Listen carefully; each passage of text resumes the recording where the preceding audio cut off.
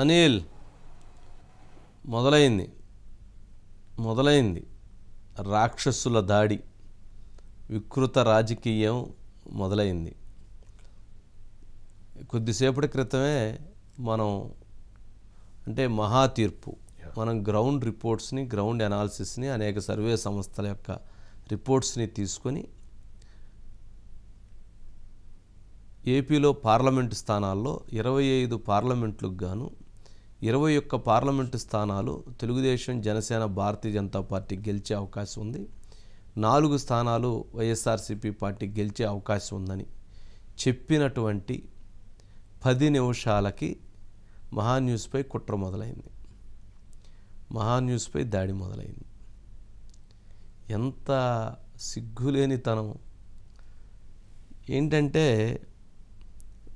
వారు మహాన్యూస్కు సంబంధించినటువంటి ఆ ఓల్డ్ బ్రేకింగ్ న్యూస్ వీడియోని తీసుకొని లోకేష్ గారు బొమ్మేసి నారా లోకేష్కు చుట్టుకున్న కర్ణాటక సెక్స్ స్కామ్,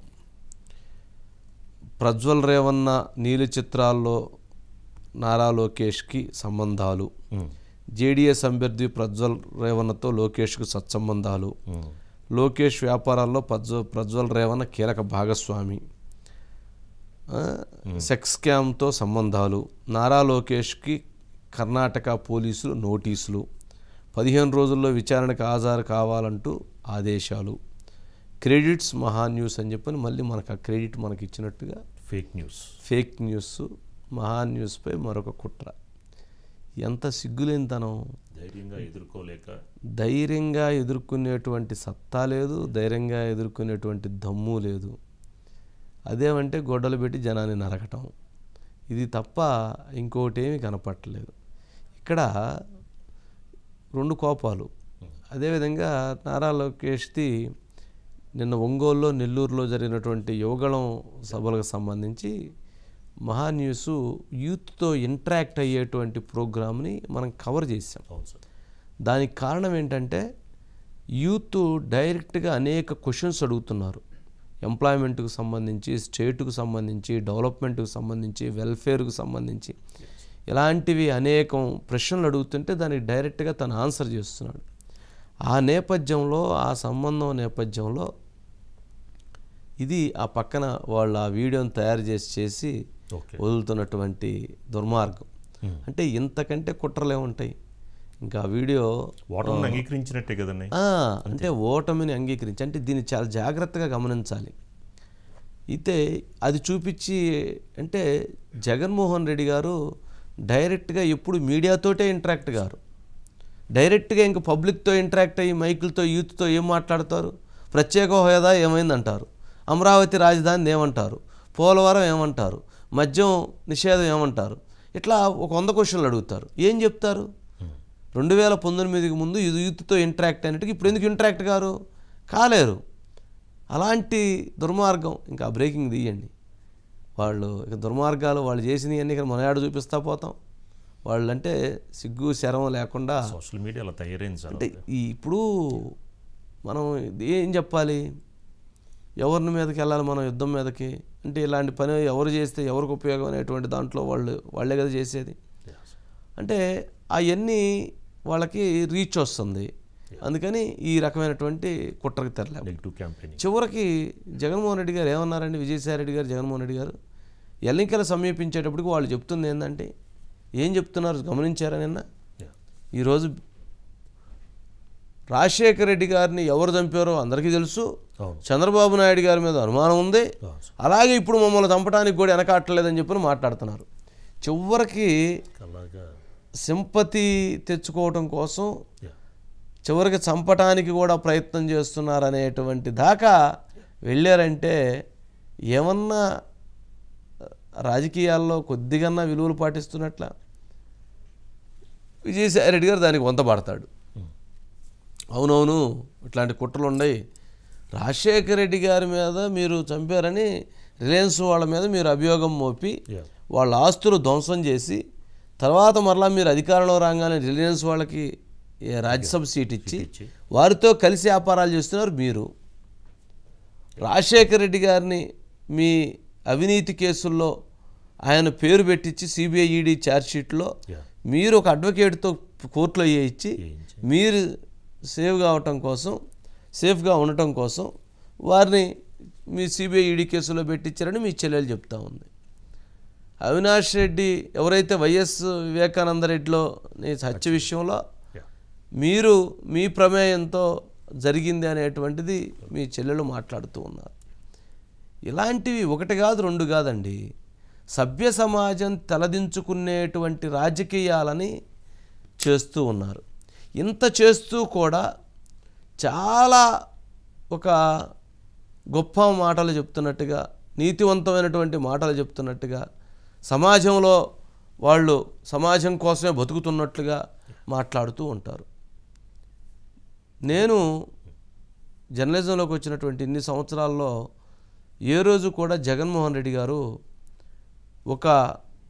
ఒక కష్టం వచ్చినప్పుడు ప్రజానీకానికి ఇదిగో వీళ్ళని ఆదుకోవటం కోసం నేను ఈ 10 లక్షల డొనేషన్ ఇస్తున్నానని కానీ, ఈ పిల్లల్ని చదివించడం కోసం ఒక స్కూలు పెట్టారని కానీ, ఒక రక్తదాన ట్రస్ట్ పెట్టి నిర్వహిస్తున్నారని కానీ, ఒక ఉచిత హాస్పిటల్ పెట్టి సర్వీస్ చేస్తున్నారని కానీ, పేద విద్యార్థులను కొంతమందిని చదివిస్తున్నారని కానీ నేను ఏ రోజు ఎక్కడా చూడలేదు.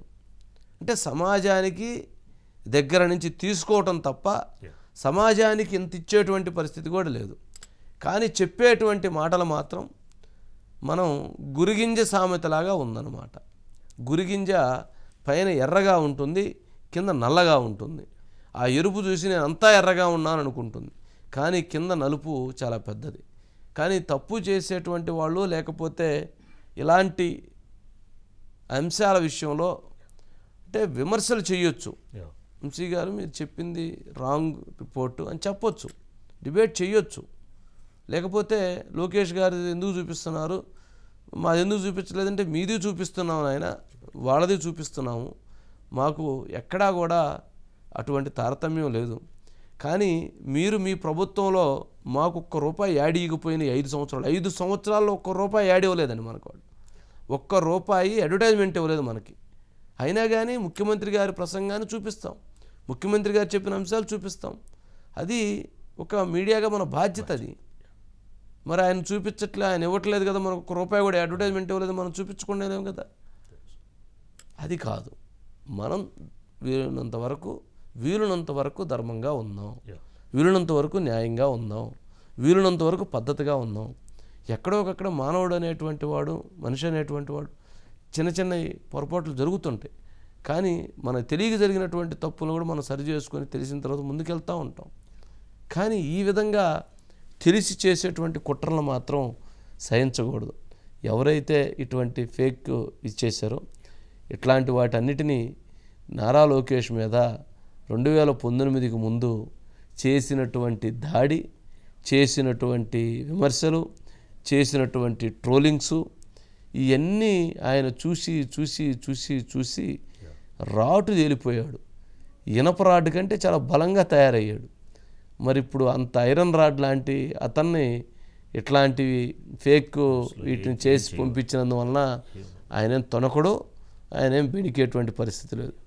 ఇంకొంచెం కసిగా పనిచేస్తారు.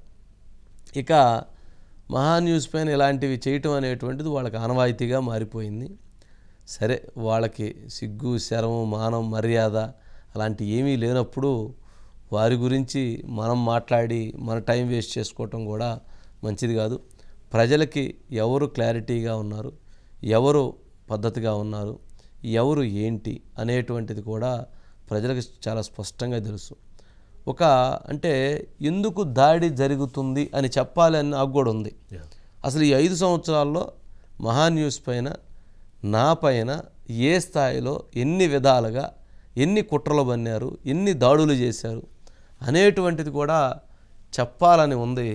కానీ ఎక్కడో ఎందుకు ఇవన్నీ ప్రజలకు అవసరం లేదు కదా అని ఉంది.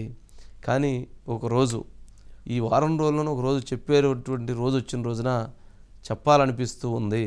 ఒక్కసారి అది ప్రజలకు తెలియజేయటం కూడా మన బాధ్యతగానే తీసుకుందాం అనేటువంటిది నా అభిప్రాయం. అనవసరంగా నిందలు మోపుతున్నప్పుడు ఏం చేద్దాం, ఏం చెయ్యాలి? సరే, మనకే ఇట్లాంటి సమస్య ఉంది, కామన్ మ్యాన్ పరిస్థితి ఏంది, ఒక ప్రశ్నించినటువంటి వ్యక్తి పరిస్థితి ఏంటి, ఇక ఇంకొకరి పరిస్థితి ఏంటి? అరే భూములు లాక్కునేటువంటి పరిస్థితి ఏంటి? అసలు ఒకటి కాదు, ఇట్లాంటివన్నీ చూసినప్పుడు సమాజం మన ప్రజలకి వాట్ ఈజ్ వాట్ అని చెప్పాలి కదండి. అందుకని ఆ ప్రయత్నం చేద్దాం. ఏ అనిల్? అజిత్ గారు ఉన్నారు, అనిల్ గారు ఉన్నారు. సార్, పేటిఎం ఫేక్ బతుకులు ఇది ఎప్పుడు మనం వింటూనే ఉంటాం. వాస్తవానికి అనేక సందర్భాలలో అంటే ఇక్కడ పర్టికులర్గా చెప్పాలి, అధికార పార్టీ వైసీపీకి సంబంధించిన కొంతమంది అనుబంధ వ్యక్తులు తమ యొక్క సోషల్ మీడియాలో వికృత క్రీడను ఏ స్థాయిలో అమలు చేశారో, ఏ విధంగా చేశారో అనేది చూసాం. ఈ దేశ అత్యున్నత న్యాయస్థానంగా ఉన్నటువంటి సుప్రీంకోర్టు యొక్క ధర్మాసనం మీద ఉన్నటువంటి వ్యక్తుల పైన నుంచి ఒక సామాన్యుడి వరకు కూడా అత్యంత హేమమైన చర్యలతో వాళ్ళు పాల్పడడం మనం చూసాం. అయితే ఎక్కడ వాళ్ళకి పైనంత వరకు ప్రభుత్వ పరంగా ఒక్క చర్య అంటే తీసుకోవాలి. దానికి కారణం ఏంటంటే చేయించేవారే వారు అయినప్పుడు ఇక ఎలాంటి చర్యలు ఉంటాయో ఉండవు అనేది అందరికీ తెలిసిందే. ఈరోజు మహాన్యూస్ని నైతికంగానో ఎదుర్కోలేక మన ధైర్యాన్ని స్థైర్యాన్ని దెబ్బతీయాలనో లేదంటే తమ రాజకీయ ప్రత్యర్థులపైన మనల్ని పావుగా వాడుకునే ప్రయత్నం చేయడం అనేది ఒక సిగ్గుమాలిన చర్యగానే సమాజం చూస్తుంది, మనము చూస్తాం ఖచ్చితంగా. ఎందుకంటే ఇందాక ఒక సందర్భంలో మీరు అన్నారు, ముఖ్యమంత్రి గారు 5 ఏళ్ల కాలంలో ఒక ప్రెస్ మీట్ పెట్టి ఒక మీడియా సమావేశం ముందుకు కూడా రాలేకపోయారంటేనే అర్థం చేసుకోవచ్చు ఆ పార్టీ యొక్క విధానాలు, ఆలోచనలు. ఇవాళ మనం ఖచ్చితంగా ప్రజాస్వామ్య వ్యవస్థలో ఇందాక మీరు అన్నట్లు ఏదైతుందో హేతుబద్ధతగా నిబద్ధతగా కూడా జర్నలిజం వైపు నిలబడి ఏదైతుందో అన్ని పార్టీలు, అన్ని ప్రాంతాలు, అన్ని వర్గాలు ఒకటే మాకు అనే భావంతో మనం పనిచేస్తూ ఉన్నాం. వాళ్ళు చేస్తున్నటువంటి కుట్రలకు తలొగ్గేదో లేదంటే భయపడేదో ఆగిపోయేదైతే ఖచ్చితంగా మనం లేదనే చెప్పాలి. ఎందుకంటే ఎన్నో చూసాం, ఇంకెన్నో అయిపోతూ ఉన్నాం. ఎన్నో రకాలుగా ప్రజల తరపున ప్రజల వాయిస్ వినిపించబోతూ ఉన్నాం. ఆ విషయంలో ఎక్కడా తగ్గేది లేదు. ఈరోజు ఈ క్రియేట్ చేసినటువంటి లోకేష్కి సంబంధించిన వీడియోని చూస్తేనే అర్థమవుతుంది, అంటే మనల్ని చూసి కూడా ఎంత భయపడతా ఉన్నారు, ఎంత అభద్రతా భావానికి లోనవుతా ఉన్నారు. అయితే తమ రాజకీయ స్వార్థానికి మనలాంటి ఏదైతే వ్యక్తులని యొక్క క్రెడిబిలిటీని దెబ్బతీసే విధంగా ఈ రకమైన మార్ఫింగ్ వీడియోలను కూడా క్రియేట్ చేశారు. ఒకే ఒక్క మాట చెప్పాలను సార్, తల్లికి బిడ్డకి కూడా సంబంధాన్ని కట్టేటటువంటి వ్యక్తులు ఈరోజు సోషల్ మీడియా పేరుతో కూడా ఆ వికృత క్రీడను నడిపిస్తుంది ఎవరు, చేస్తుంది ఎవరో కూడా అందరికీ తెలిసిందే.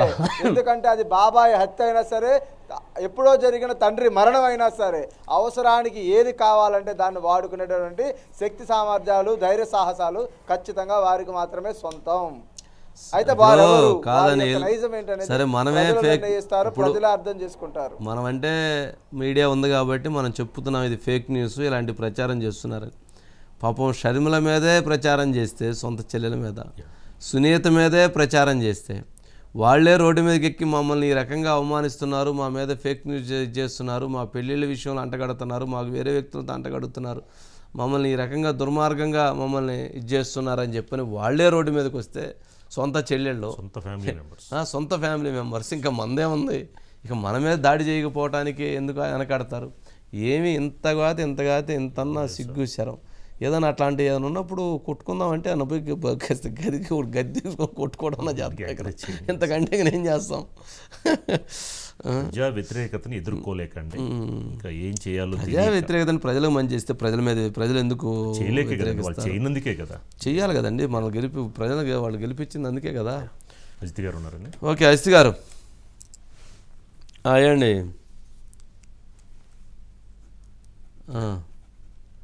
అజిత్ గారు వినిపిస్తుందా? ఏమండి, ఫేక్ వీడియోలు, ఫేక్ ఏమంటారు, ఏం చేస్తాం? వినిపిస్తుంది వంశీ గారు.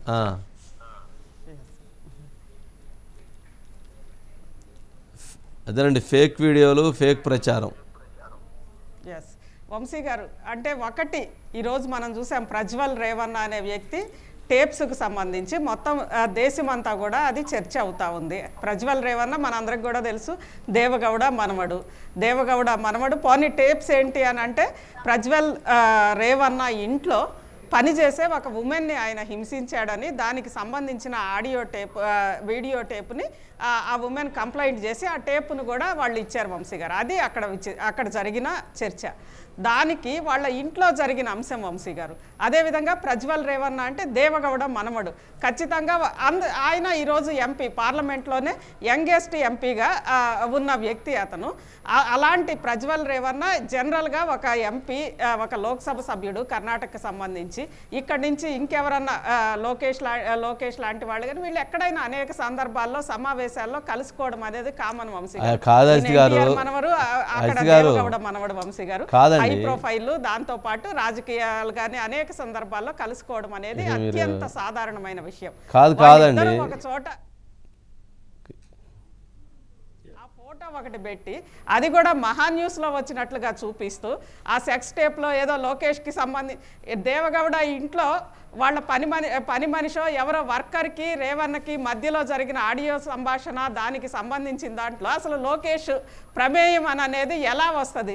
అది కూడా మహా న్యూస్ పేరు పెట్టి వంశీ గారు ఈ ఫేక్ వీడియో. అంటే ఆ ఫేక్ ప్రపంచం అంతా తెలుసు ప్రజ్వల్ రేవన్న కేసు ఏంటి అని అనేది. అదేదో పెద్ద లెవెల్ సెక్స్ స్కాండల్ అవి కాదు, చేసింది తప్పే అయ్యుండొచ్చు, కానీ అదే వాళ్ళ ఇంట్లో సంబంధించి వంశీ గారు, ఇంట్లో జరుగుతున్న పని మనిషికి సంబంధించి రైట్ లైన్. ఇప్పుడు వాటి గురించి మనం అంతసేపు చెప్పాల్సిన అవసరం ఉంది కానీ ప్రజలకు అంతకంటే స్పష్టంగా క్లారిటీ ఉంటుంది. కానీ నాకు తెలిసి చంద్రబాబు నాయుడు గారు అరెస్ట్ అయ్యి ఉన్నటువంటి సమయంలో లోకేష్ గారు ఢిల్లీలో ఉన్నప్పుడు చాలామంది ఎంపీలు, చాలామంది సభ్యులు వచ్చి కలిశారు. జనరల్గా అప్పుడు కలిసినప్పుడు ఆ ఫోటో అయి ఉండొచ్చు. కలిసినటువంటి ఫోటోని, ఆ ఫోటో అప్పుడు మామూలుగానే బయటికి రిలీజ్ చేశారు.